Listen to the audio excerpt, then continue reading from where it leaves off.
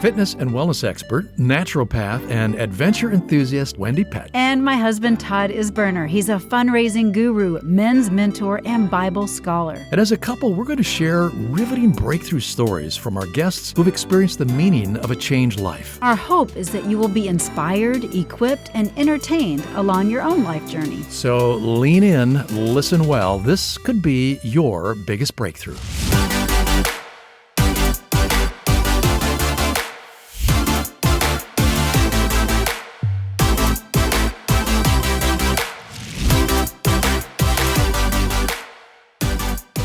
Is there really such a thing as a second chance?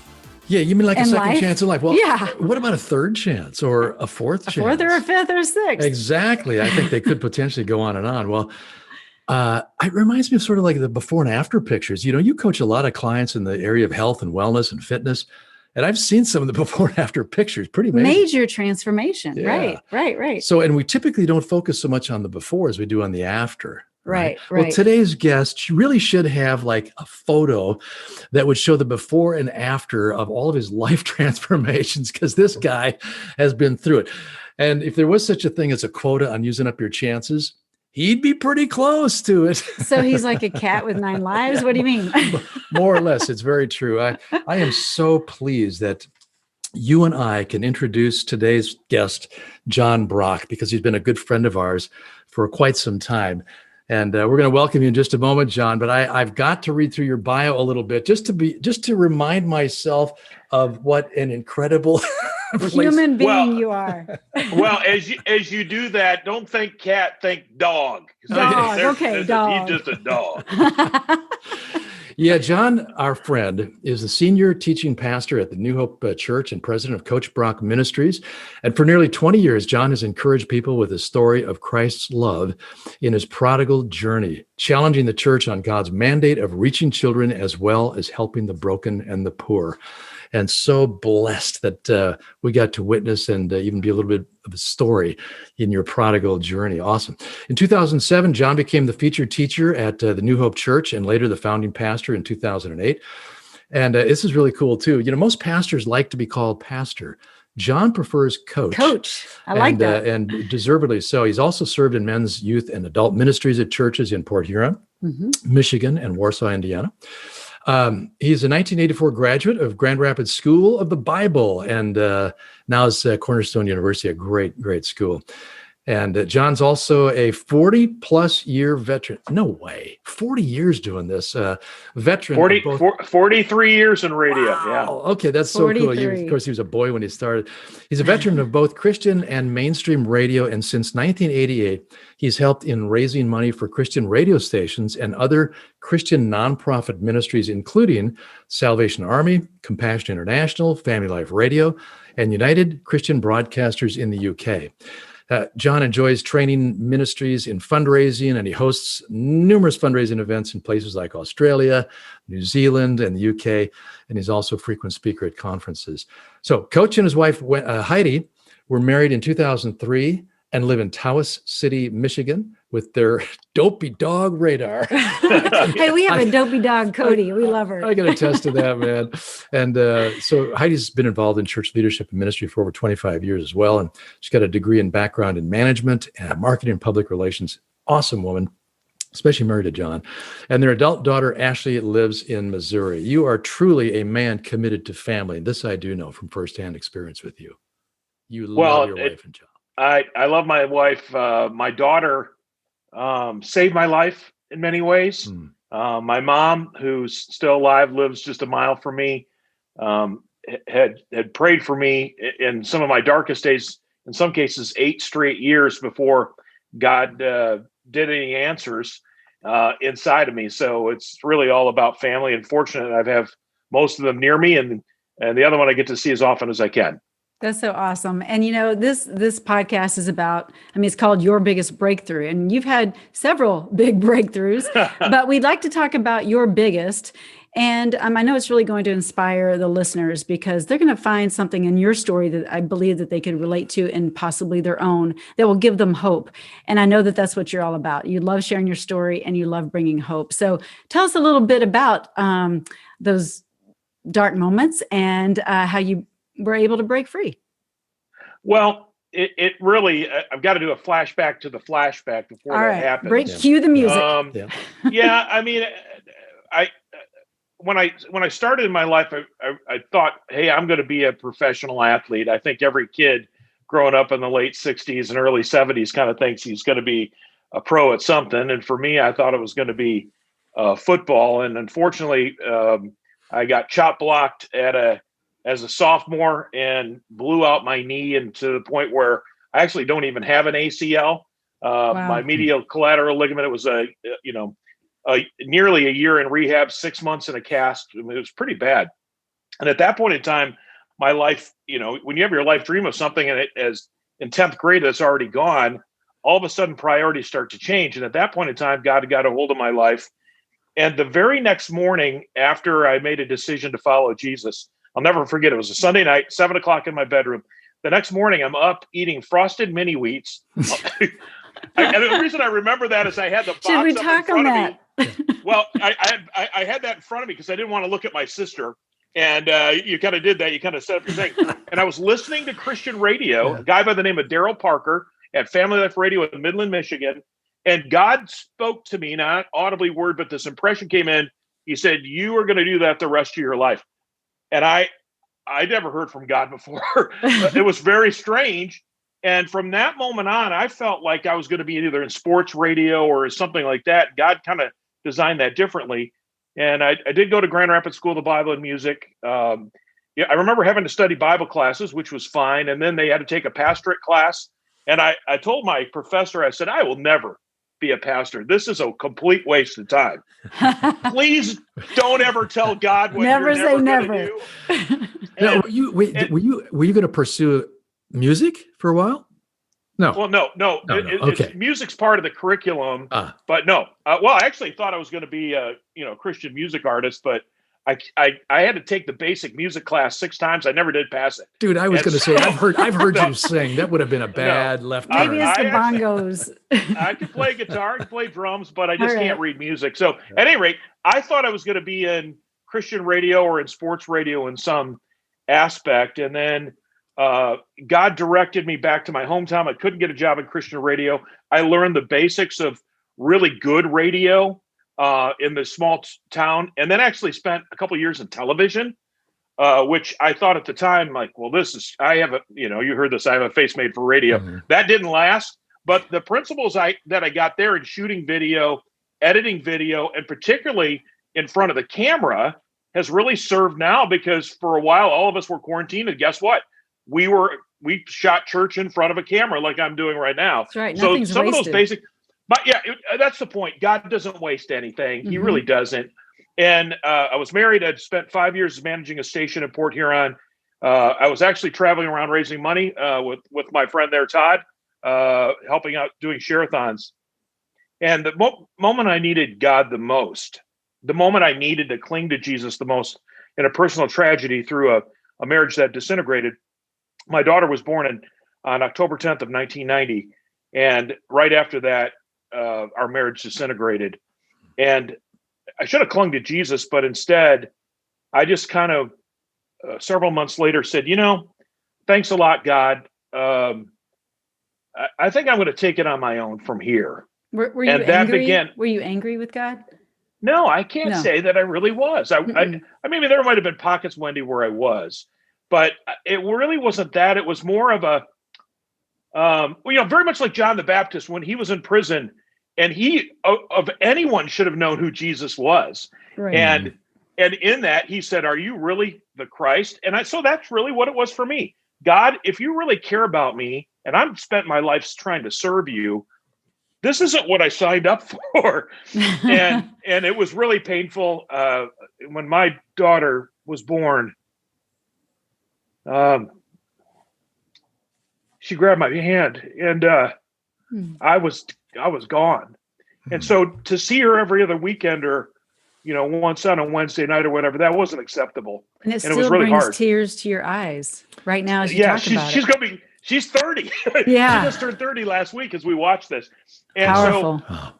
So, at that point in time, instead of clinging to Christ, I kind of went my own way. I actually got my way. I got involved a number of years later. I had a business that didn't work well.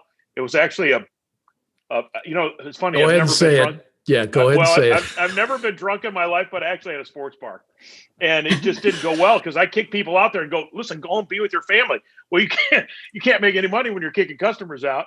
And then you had the right heart, though. Yeah, well, I got my dream job and working in sports radio in Michigan, and I was doing radio shows with pretty well-known sports figures. Guys like Barry Sanders and Tom Izzo, who still coaches Michigan State, and the Red Wings were big at that time. And what I came to, Wendy, was after 2 or 3 years of that, and it was the dream job, was something I wanted when I was a kid. I figured it out. There's only so many sweaty football players you can sit next to go, this isn't that much fun. Good to know. It was only because I wasn't doing what I was wired to do. I wasn't doing what God designed me to do. But how cool is it that God allowed you to have your way for that little season, right? Yeah. There's a great line in one of my favorite pictures it's called Secretariat. I'm sorry, not Secretariat. That's actually my favorite athlete. But in Seabiscuit. And the horse is all messed up, and the trainer says to the jockey, "Go run him." And the jockey says, "How far?" And he looks right. I'll never forget this line. He says, "Until he stops." And that's exactly what God let me do. Let him run until he stops. Yeah. And actually, my life continued to spin out of control. I made a lot of money, wasted a lot of money. Got involved in relationships I should have never been involved with. My daughter was still really important. She lived across the country, so we didn't see each other very much. It made it very difficult. It was really hard. When we did, we spent lots of time together. And I got sort of reduced to actually, and this is an honorable profession. I respect the men and women that do it, but I was actually selling groceries door to door. It was the only job I could get at the time. Everything else had shut. And I just kept running. But here's what happened. My daughter, we went on a trip to Washington, D.C. to see my sister, and we had a 12-hour drive. It was on Easter Sunday, and I picked her up, and there was nothing open on the road. So I remember, she still never forgets this. We had, I wouldn't suggest it's not very healthy, but we had our Easter dinner at McDonald's, the only thing that was open. I wouldn't suggest that either, but hey, real quick, how old was Ashley when you guys took this trip? Ashley was 10 at the time. Okay. So this was 8 years of this life running. Mm-hmm. And this was the turning point. It's one of the breakthroughs for me. She said, "Dad, how about if we listen to Christian radio?" And I said, no, I don't want to do that. Having left and kind of been burned, felt like I'd been burned or whatever. Now, just real quick, because some listening might they might have a different perception of Christian radio, which is maybe kind of where even you were at the moment. It's like, you mean a bunch of organ music and preachers yapping at you? It was a different kind of Christian station. Yeah, it was really some powerful contemporary Christian and some artists that were that have just had great music and great background and great hearts. And so that's what she suggested we listen to. And I said, Ashley, I can't do that. Now, let me take a quick step back. Every month for 8 years, I dreamt I was back in Christian radio, at least once a month. And here's the odd part. Once a year, I dreamt I was a pastor. And I would wake up like soaking wet, kicking and screaming like, no, never. And so when she suggested that, there was just too much hurt in me. And I said, no, Ashley, I can't do it. I'll never forget it. We were just crossing from Ohio into West Virginia, and she looked at me and said, "Dad, please, you're so sad all the time. Maybe it'll make you happy." And so I said, "Okay." When a 10-year-old says that, I'm like, "Okay, we'll do that." And we had been listening to other stuff, and we were having a great time. And so I started listening. I only could listen for a little while. And then she said, "Okay, let's turn it and listen to something else." On the way back, that 12-hour trip, we did the same thing. But as I was driving around in my grocery truck after that, I started listening to Christian radio. And for a while, I could only take about an hour of it. Listen to Bible programs, programs on the family, a lot of really upbeat music. And after about a month or two, I was in the snow in northern Michigan, and a song came on that really meant a lot. another one came on right after it. And I pulled in somebody's driveway in some little town that didn't even have a stoplight, got on my knees and said, okay, God, I'm tired of running. Do you from remember now what on, that song was? You get all of John Brock. And yeah, it was one called, it was written by a friend of mine, and still is a friend. His name was Scott Rowley, along with Michael Card. It was called The Things We Leave Behind. And it's really the story of Peter and Matthew, Peter leaving his nets, Matthew leaving the tax collector booth. And it's about what happens to your life when you leave that behind and the freedom that you find. And then the very next song was God of Wonders. And so when God of Wonders started, I got on my knees in the snow and said, okay, God, from now on, you get all of me. I'll do whatever you want. I'll go whatever you want. I'll stop complaining. And I'm tired of driving. I'm tired of being the captain of the ship. You just tell me what you want me to do. That was full surrender. You know, that is a tremendous description of what a breakthrough is all about, because breakthroughs happen suddenly. They're like this momentary switch from one thing to another thing. And what's interesting is you were out like Seabiscuit running and running and running for 8 years, but God had all the while been extending this invitation, and you've been sort of prepared and prepped to hit your moment of breakthrough. And just a great visual to imagine you in the snow on your knees, literally just having it out and surrendering. What a beautiful picture. Well, and that again, there's another a line of pictures that are happening behind the scenes. I had friends, including you, Todd, who kind of went, all right, you're going on a path I can't follow. I care about you. I love you, but I can't follow the path that you're going. And now looking back, I mean, it was incredibly biblical, and it's all you could do. But I did have my mom and my sister every day for 8 years. They never stopped praying. I had a friend named Brian who I grew up with, played football with, sports with, and he's still one of my accountability guys today. Every year he would come up. His mom just lives a couple of miles from mine, and they're best friends. And he'd say, okay, we're going to have breakfast. And we'd have breakfast, and he would look at me and he'd go, John, on behalf of the Savior, would you come home? And I'd prodigal son right there. And I'm like, no, I've done it. Because here's what happens. And just give me the other byline. And I had some other people praying. So God used radio, but it was a conglomeration of other things happening. But here's what happens. When you choose to make a decision like that and say, okay, I'm going to steer the ship myself, God, thanks, but no thanks. What happens is God lets you go. I think I could just see his hand of blessing kind of go like this. Let me give you an example. I had never had a speeding ticket up until that point. 8 years. At that time I was like 30. 8 years. I got 9 speeding tickets in 8 years, and I haven't had one since. I'm serious. It's almost like, oh, God went, okay, if that's what you're going to do, whoop, I'm going to. And so I was making hundreds of thousands in radio, and it just, the death spiral goes down. And here's what happens. At first, when you walk away, you go, okay, I kind of like my freedom. And then your friends sort of can't follow in that path that you surrounded yourself with. Some do, but some don't. And then all of a sudden you're like, yeah, see, the only reason you loved me was if I did what you said. And you start talking to yourself in these words that don't make any sense. And the enemy's like, yeah, they only love you if you do what they say. They don't really care about you. And you're like, yeah. And then about a year and a half into this, 2 years into it, I'm not kidding you, there's a subtle shift. All of a sudden you go, man, what have I done? And the enemy, that same enemy that goes, yeah, is the one that goes to you. He says, yeah, what have you done? Look, there's no way you can go back now. You've burned every bridge that you've ever had. The people that cared about you, said they cared about you, have long left. God doesn't care about you. You might as well just give up. And there's this just really subtle tuning to the point where a bulk of those years, probably 5 or 6 of those, I remember just looking up in the sky and going, what have I done? God, where are you? And I just, the enemy would jump in and say, well, you've done too much. There's no way you can come home. So when my friend Brian said on behalf of the Savior, we'd come home, I was like, no, I can't do that. I've done too much. There's no way God could ever love me through all of that. And that's what happened when I got on my knees in the snow, was that breakthrough of, wait a minute, that's not accurate. It's not true. It was a hard road, but that breakthrough was ever so sweeter because it was a God who loved me despite my, melon-headedness. It's so good, John, because I would imagine many people listening can relate on some level.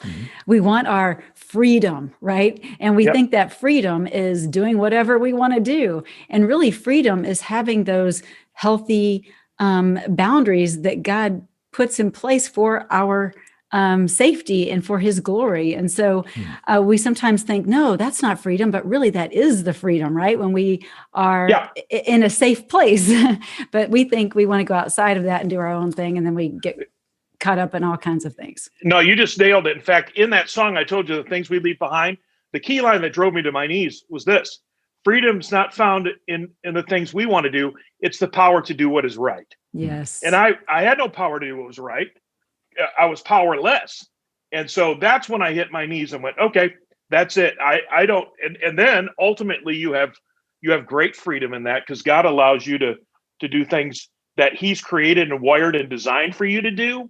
And now he's got his power behind those things. Yeah. Boom. Your life just explodes in ways that you would just never imagine. I think it's pretty amazing that even though we can say it and kind of believe it, that God never gives up on us, it seems hollow when you're in the midst of a life that has given up on God, and you're not quite sure why God wouldn't give up on you.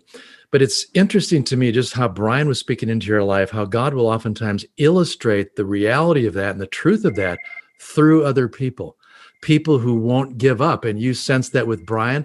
And Ashley being persistent at 10 years old. Sister, and I think that's just a good lesson for us who might be dealing with people in our lives who are in that same spot of feeling like, what's the point? Right. God has given up on me and I've given up on him.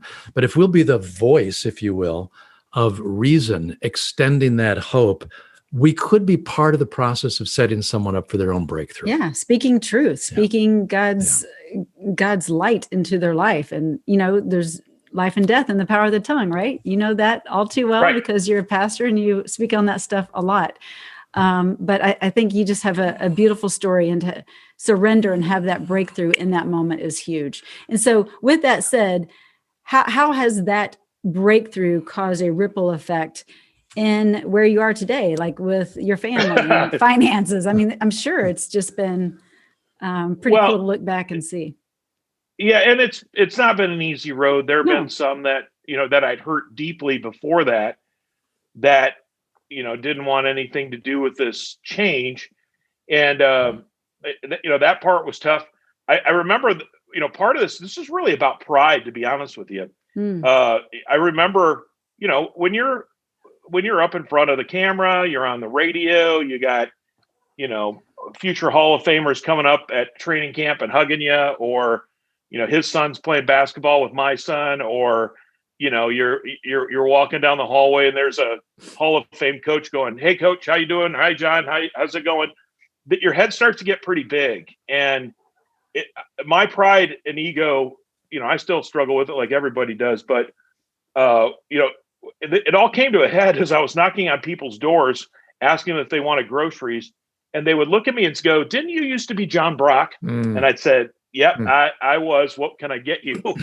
And when I hit my knees, and again, I still struggle with pride. I think we all do, in humility, whatever. But when I hit my knees, there was no pride left. I had nothing. I had no home. I was living on my mom's in her bedroom, in one of her back bedrooms. I had no car. I was using my brother-in-law's car. I had no money. My child support was $435 a month, and I just had declared bankruptcy a couple years before. It was a mess, and it started by saying, "Okay, God, what do I do next?" And one of the things he had me do, and this is odd because remember, this is 8 years. He said, "I need you to call and make it right with 10 people." And I heard that same voice that about the Frosted Mini Wheats that said, "You're going to be in Christian radio." And I was like, wow, okay. Well, remember, you're talking about 2000, early 2000 or late 2000. I didn't have a cell phone. All I had was a bunch of change in my pocket. So I went to the nearest gas station, got to a telephone thing. And here's the funny part. This is where God really works. I had not called those numbers in 8 years. I have a really bad memory. And all of a sudden, phone numbers and names that he wanted me to contact. First one was my mom, of course, but Todd was the third one he wanted me to call. And I won't say the number over the thing, but I hadn't called that number in 8 years. I don't remember that number. Yeah. No, don't. Yeah. 997. Oh, forget it. Anyway, so I was like, no. okay. So I called it. I left a message, and I think I was, hey, Todd, you might even remember me. This is John. I just want you to know I'm, just humiliated of the decisions I made. I'm calling to ask for your forgiveness. God has kind of got attention in my life. He got a hold of my life, and he's asked me to call and make it right. And so I left out a message, went on to make several calls. There's still one person I haven't now in 20 years haven't talked to yet. And it just hasn't worked out, unfortunately. But and people were like, okay, that's nice. That's good. Or that's great. My mom was thrilled. And then Todd called me back a couple of days later, and we began. I had to listen. I had to listen to that voicemail probably 3 times before I could really believe what I was hearing, because there had been, a good working relationship with us prior to that. And as you mentioned earlier, once you sort of made that decision to turn left, it was really tough for me. I tried to kind of slap you around a little bit and then just left my hands off and said, all right, God is yours. So when I got that call, I never, ever expected it. It was so out of the blue. It literally just blew me away, and I couldn't wait to call you back. Well, I hate to do another movie reference because I've already done, Seabiscuit, but it was basically when I walked away, it was like, the Field of Dreams where the guys disappear in the cornfield. Yeah. That's basically what I did. I just went, that's right. I'm leaving that life behind. I'm gone. I'm in the cornfield. Yep. And so for me to call, but at the time I never envisioned, I actually had a pretty good offer for a network, state of Michigan wide sports network. And I was really contemplating that, but I was really saying, okay, God, if you want me to work at McDonald's and I could be near my daughter, not the McDonald's, whatever. I'll do whatever you want me to do. And when he said to call this, Todd and I connected, and he, I'm sure you were kind of at a step back going, yeah, okay, well, that's nice. I just was trying to make it right with the people that I cared about. Felt like in order to move forward, I had to come back and have reconciliation. That's really what God was all about, right? He sent Jesus for reconciliation, to bring man to himself and for us to connect with each other. So that was my deal. Not necessarily have a long-term relationship. It was, although that would have been great if that was okay. I just wanted to reconcile my distance from God and my distance from other people. Like full-on forgiveness. I mean, that's really what it is. Forgiving yourself and extending that to someone that maybe you felt like you did wrong to, and just saying, hey, I hope you can forgive me too. If not, that's your choice. Yeah. But in fact, the forgiveness for myself I still struggle with that, you guys. Yeah. Sure. Because it was pretty bad. But Paul says, when he's talking to Timothy, he looks back on his life and he said, I was the chief of sinners. I was the one most messed up. I didn't deserve God's goodness, but I am a trophy to show what God can do. And if people could look at me and say, that guy can change, then there's hope for them too. That's what he basically says when he writes this in First Timothy. Amen. And so that's who I am. If God could turn my life around, I promise you, he could do unbelievable things through you, because that's pretty messed up. Yeah, or for the ones that we're praying for, that we're concerned about, like your mother, all those years wondering, is my son ever going to get his head back on straight again? So mamas, keep on praying. Yeah, exactly. Keep on praying for never, your kids. Ever give up. Well, let me just pick up the story real quickly from that phone call years ago. After I hung up, and you're right, I was a little bit skeptical. I had to ask you a few questions. You asked for my forgiveness. You apologized and said, would you forgive me? It just really blew me away. And so I thought about it for about 24 hours. And then it just suddenly struck me that God had arranged that for more than just a reconciliation in that moment for us. Because my business in fundraising was growing. And oftentimes I would say, if I only had John Brock working with me again, right? And so it's kind of like, hello, Todd, I've just sent you John Brock again. Are you willing to open up the door? So I called you back the next day, and I started to put the feelers out, and I'll never forget your response when I said, John, do you think God is opening up a door here for you and I work together again? And you were all flustered and said, well, wait a minute. I mean, you said, can God do that? That was exactly. Yeah. I said, no, come to think of it, I think you only get one more shot. That's it. I'm sorry, John, tongue in cheek, jokingly, because God is a God of second chances. And third and fourth and fifth. And so he just keeps chasing after us. We couldn't wait to get together. John came up and we spent some time together. And shortly after that, you officially came on board. and had to go through a bunch of stuff in a series of other breakthroughs over the years that followed. So I don't want anybody to think that once you have a breakthrough, man, it's all just rosy. I mean, John gets up off the snow off his knees and is immediately a radio fundraising celebrity and a pastor. Nope. It's not how it works. Pick up the story, John, and fill in some of the blanks of what's happened over the years. Before I even said, can God do that? I went, when you said, hey, could you even think about this? I was like, oh, no. I will never get in Christian radio. No. That's not why I'm calling you. I'm calling to make it right. And to let you know that I've been reconciled to God, and I got to tell you, I had given my life to Christ, but there was a part of me that was still about the rules and regulations. And if I just do everything God wants me to do, he'll love me. And when you've walked away from that legalistic type thinking and you have nothing to give God except for yourself, all of a sudden that's forgiveness. And that relationship is so much sweeter. And I'm not saying go out and do whatever you want and then come back to God. It'll be a much better life. I really regret I wasted 8 years of my life. But I got to tell you, here's what I found out shortly thereafter. There's a lot more people that were messed up like me than there are people who got it right. That's right. And so we not only reconciled when I flew there, but there was restoration involved. And so Todd, along with a group of guys we call the brothers, we call them here at New Hope Church, we call them Iron Men, but they're affectionately known as the brothers. They met, I think, then every Tuesday night. And so Todd asked me to come. I lived in his home, but he was gone for those first 3 months. He was out living in Florida and doing the snowbird thing. And so I moved there on January 4th of 2001. It was like 25 below in Minneapolis, Minnesota. I got off the plane. I got in the car. I drove to the house. It's cold. I'm by myself. I'm missing my kid who's living in Indiana. I missed my mom who's living back in Michigan. And I was like, Lord, what have you done to me? So wait a minute. So you've never really understood that was Todd's boot camp for you, huh? Right? Well, yeah. Because I even made you stay, like you had a room in the basement with spiders crawling on the wall. Nice. But it's boot camp. He had to shape up. And then I go and I leave him. Yeah, well, and that was, I kind of thought the drill sergeant would at least be pushing me, and you did from a distance. But you know what? I had to, here's the second breakthrough.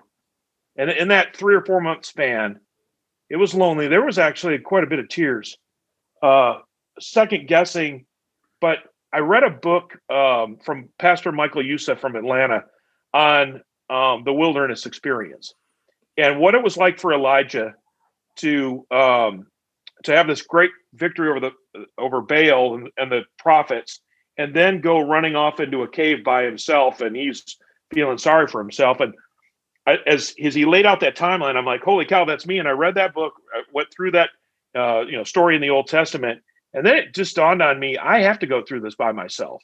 I didn't go through it by myself. I had people surrounding me, the brothers, yourself, my mom, others that were certainly praying.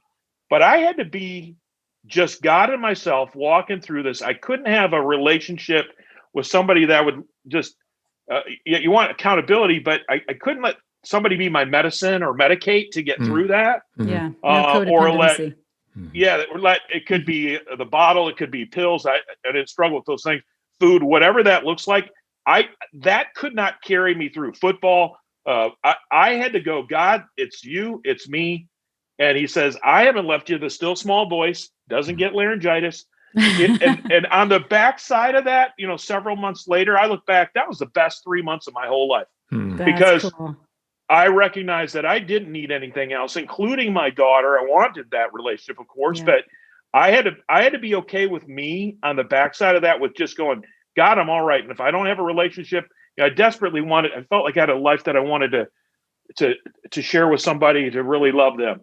But I couldn't do that when I'm not okay. And so God used that. And I actually shut the door on ever having a relationship. I just said, I'm just going to be a great dad. I'm going to go travel and just help people. That's all I want to do, is help people, whatever that looks like. But what that's done is put my eyes, and the very first time I ever shared my story at a Christian radio station, here's what happened. And I thought I was just going to share my story for people like my mom and others who were praying for me. And I went on the station, and they said, "We want you to share your story." And I was like, "Oh, no, you don't, no, please do this." And I thought it would just encourage people who were praying for prodigals, if you want to call them that or whatever. Mhm. You know what happened? The phone rang and somebody said, "Hey, man, that's me. Yeah. I want to come back to God, but I'm afraid. Yeah. How do I do it? I don't want to go to church because I'm afraid I've done too much," which is what I was. And I said, "Hey, man, here, let's get off the air. I'll go pray with you right now. Let's get off the air. And guess what? If you go to church and you don't feel like any, I'll go to church with you. I'll fly down and go to church with you." That's awesome. And what I found out, there was more people listening to Christian radio who were like me, who were just hanging on just by a thread and just needed to know it was going to be okay, that they would be all right to walk in the door, that God wouldn't have the church, come crashing down or whatever. Yeah. And that's when I realized, holy cow, I have a ministry to the broken. I have a ministry to those, especially men, who are thinking of walking out on their families. My divorce wasn't my idea, but I certainly had a part in that. And I get to talk to a men's group, like I'm going to be talking to them, later on tonight, 20 guys. And there's a couple of guys there thinking they're going to walk out. And I'm like, okay, but let me tell you what you're in for. And let me tell you why this is not a good idea. And let me help you. And over the years, probably there have been at least 50 couples that God's allowed me to speak into, and guys to go, "Hey, man, you sure you want to do this?" And, my story, helping prodigals come home and all that. So, but that would not have happened unless I had the second breakthrough, which was I had to be okay with just God and myself, him putting me back together so that I could have this other part of this journey. Yeah. And, I think that that's beautiful, because when you're, quote unquote, alone, God knows that he's all you need. He needed you to know that he's all you need. Mm-hmm. And so a lot of times that's why we are in a certain situation or circumstance, because it's for us to have that revealed. And that's when that breakthrough comes into play. And so that's beautiful, beautiful. Well, and you have a hole in your heart. And if you're going to fill it with anything other than God, it's including, you're going to get speeding tickets. Well, yeah. And you're going to end up having your life dream job, and it's going to be a nightmare. And that's exactly what happened for me. Yeah. John, it occurs to me that there are some folks who are watching and listening, and they love your story, and they're cheering and say, "Yay, that is awesome, man. You did it." But they may be going through a series of circumstances right now that make no sense, and they're not quite sure if there really is a second chance that God offers, or a third or a fourth chance. Or it might be that they are working with a family member and it seems so hopeless. Can you give them just a couple of maybe practical takeaways so that they feel there truly can be an opportunity for a real, true breakthrough? Well, recognize the pattern that I just shared, that at first I'm going to walk away from maybe even family. I've got a brother who's a prodigal son right now, and it's now been 10 years, and I'm just not giving up on that. I'm not necessarily calling him every day or even, every month, but so prayer, it always starts with that, the very first thing. That's the only way that God is going to be able to penetrate a life. And I will say this, my prayer when men particularly make some of these decisions, my prayer is, God, do anything you need to do to get that person's attention, short of killing them or killing somebody else or, long-term harm. And I mean, at first people laugh at that, but I'm like, look, God, while God would never cause the death of a child, Lord, we're asking you still for the protection over that, because the enemy would love to destroy that. So, and then when I ask, I'm like, look, this is a hard prayer for you to pray for that person you love, because they're going to have to go through some really tough times. What is it? Who said that God, he speaks to us in our pleasures, but he shouts to us in our pain. And so that's what I'm saying. Lord, do whatever you got to do to get that person's attention, short of that. So prayer, it always starts with, and then recognizing the pattern that at first when they walk away, there's this anger maybe. Again, I wasn't really mad, although I thought people, you really left me fast. You really didn't care about me. But that was the enemy. So that rejection piece. Yeah, the rejection part, but then recognizing that the pattern, usually between 6 months and a year or 2 years, the pattern's going to change, and they're going to have a self-loathing, but it's not going to appear on the surface. But there's this self thing that, oh man, I messed up. But usually pride gets in the way. I'm not going to tell you that I messed up. or I'm not going to let you know that I messed up, but that's going on in there. If you can see past the hurt, and that's really what this is all about, whatever that wall is up there, if you can look past that and look to the heart of somebody who's broken, because that's also what this is really all about. There's hope for that and not giving up. It wasn't just Brian. I had others. A wonderful speaker named Carol Kent. She and I did radio shows together. I actually was the junior high pastor for her son, JP. And every year, his mom lived here in town. So every year they'd have dinner with me. And they didn't turn their back on me. They didn't say, what a wretch you are. They said, wow, it's just so good to see you. And wow, we miss you. And those little small things added up so that when that song came on, I got on my knees, but it was 100 other things like prayer, small reach out moments from big people. All of those things added up for that. So don't discount. You may not be able to walk the path with them, but don't discount prayer and don't discount what they're going through, that there's this self-loathing, and they might be medicating in all kinds of very destructive ways. And I would say I could have gone down further. I never was really much of a drinker. Still haven't been drunk to this day. And I owned a sports bar. I'd never got in drugs. There's so much more I could have, that the enemy could have grabbed a hold of me. I think God protected me in that. But recognize those self-destructive patterns are somebody trying to fill up that hole in their heart with what's only meant for God, and really family to come alongside with that. If you can hang on to that, past all the junk that's going on with their life, and stick to that, don't give up. Eventually, I think you see progress somewhere down the line. Yeah, I love that. And thank you for sharing your beautiful story. And I know that accountability is, you laugh, but it is a beautiful story. But accountability is a big piece of that puzzle. And so I'm so grateful that God put those people in your sphere to keep you accountable and keep you on track. Because man, on our own, we just can stumble and get off pretty quick. So, well, I think it's obvious too that when you fall back into that centered place with God, and you're following that path, he begins to fulfill what he intended for you in the beginning. So I look over the last 20 years for you, John. He's leading a church now. You're leading a church. You're still helping radio stations. And, here you were, amazing. Christian radio and you're miles apart. And now you have God has used you in the lives of really millions of people through Christian radio and through your pastorate. And so, and I know you don't take that lightly, and you're still kind of shaking your head in disbelief, going like, wow, how does he do that? Well, here's a great story. It doesn't happen at every event now, because I've been in places where they don't have them.